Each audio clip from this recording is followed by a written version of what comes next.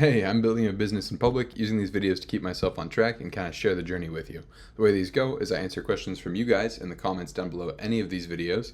Then I check on my brand growth for like 2 or 3 seconds, and then I go over what I'm actually doing in the day-to-day to grow the business. So let's jump into the comments. Oh, we got our boy back. I love this guy. He's been here from the start. Are you from which country, bro? And what is your business? Can you explain it? Like, what's your niche? I also want to be an entrepreneur, so can you give me some information on how to be like you and to start something? Yeah, so first one, I'm from the United States. I live in Austin, Texas right now. And my business is I run a AI automation agency, which is just a fancy way to say that I provide business services for other businesses, either trying to make them money or save them money. That's the broad strokes overview. The niche I'm in is I am currently partnered with a martial arts business consulting company. So I'm in the martial arts business consulting niche. Not exactly ideal because there's not a whole lot of excess money. I'd prefer to sell to rich people, but I had a foot in the door to get started there. So kind of that's where I'm at now. But I am looking to pivot into a different industry as a whole. As far as what I do in my day to day, right now a lot of it is around making and running ad campaigns, as well as doing the email marketing side of things and some community management. And I've taken all of those tasks and I've weaved in AI automations to basically make the workload a lot easier. So by myself, I can do the work of like 3 to 4 people. So that's kind of the value I provide there, and everything I do drives revenue, drives growth in the business itself. To get started, what I would do is I would look at what skill sets you have already. Look at your parents, uncles, cousins, see what they do as far as work. If anyone owns a business, talk to them about it, ask them questions about what kind of struggles they deal with, and just find anything that you have an advantage in over somebody else, because everyone has lived a unique life. They've been exposed to unique things, and so they typically have a competitive advantage in some area that can be applied to business. Now, if you don't have anything like that at all, what I would do is one of the easiest things to get started with is to call up local businesses and just ask them what their problems are.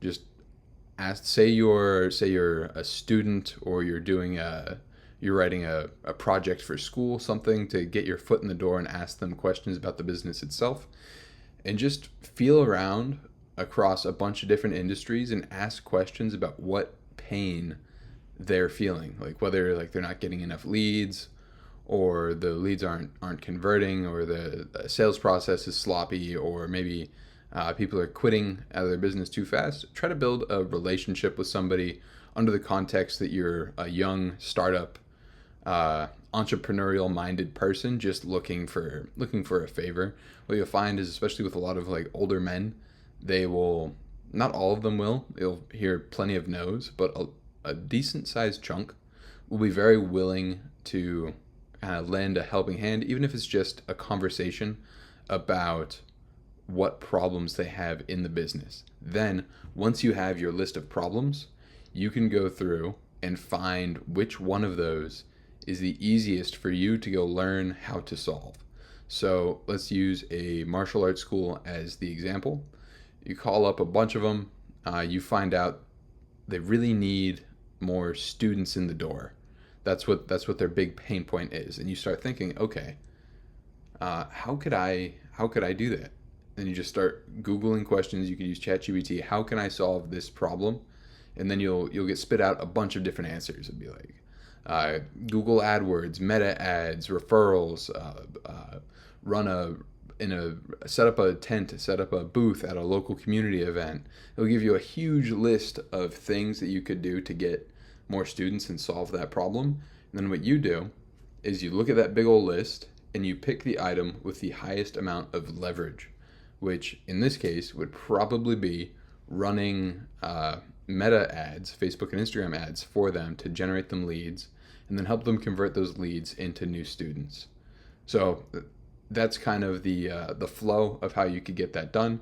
You call up a bunch of businesses, find out what problems they have in the business, find out every way you could possibly solve it, and then pick the one that either is the most suited to your existing skill set or is like the fastest you can learn and test out. And then once you have that, go offer to do it for free for, let's say, 5 businesses, and in exchange what you want back from them is just feedback on how you're doing and what's going right, what's going wrong, and really just working with them to try and refine your process. And then after you've done that, you can go ahead and either try to convert them into a paid client, which can be difficult.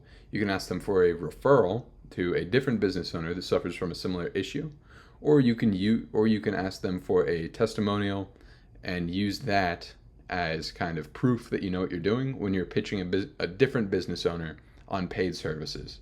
Let's say you can't get all 3. Now what you can do, if say they're not giving you a referral, they're not giving you a testimonial, they're not going to pay you, what you do is you just call up business number 6, 7, 8, 9, 10, and you pitch them on a paid service until somebody says yes.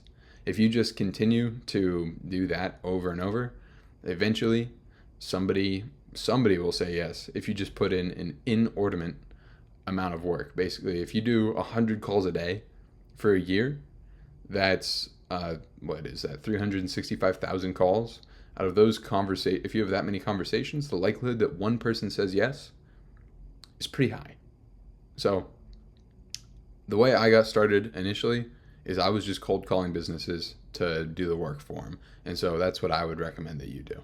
It's not the only way to do it, but that's how I got my experience.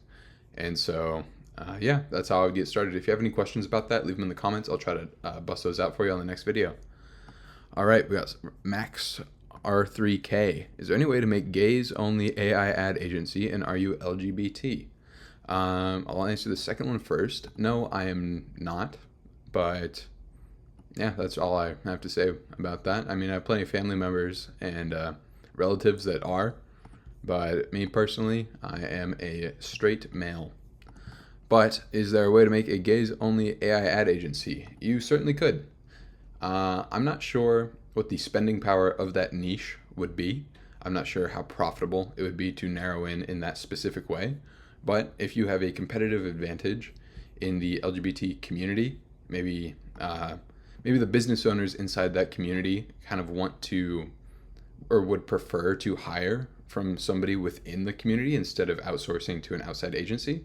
So that could definitely be a competitive edge that you can use in those conversations with business owners. And then basically test it out, get a feel for it. And if they have the spending power to basically make it work, I say go for it. Absolutely. All right. And now for brand stats. We have big news. Yesterday was a heartbreaking defeat as we dipped down below 69 subscribers, but now we're up to 70. So let's punch that into the spreadsheet here. June 28th, 70 subs. Boom, 2.94% growth. We're back at it, back in the green. Perfect. All right, so now we're on to business strategy, which is what I'm doing to grow the business. Today was all about basically ad campaigns, kind of like what I talked about yesterday. In the process of just testing and refining more and more ad creatives, I'm using ChatGPT as an image generator for some of the creatives.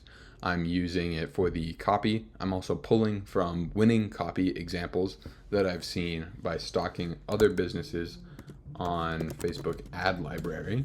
So if you go here, you can type in the Facebook page of other businesses and completely stalk their ads.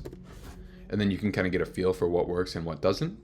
The best way to do that is to scroll down to the bottom and see which ads have been running the longest, because that typically means it's still performing. That means it's probably a winner. You can take inspiration from that. So yeah, today was all testing, refining, creating new creatives for it, and just kind of doing the boring work. So I hope that helps. If you have any more questions, leave them down below. Like, subscribe. Love you guys. See you tomorrow.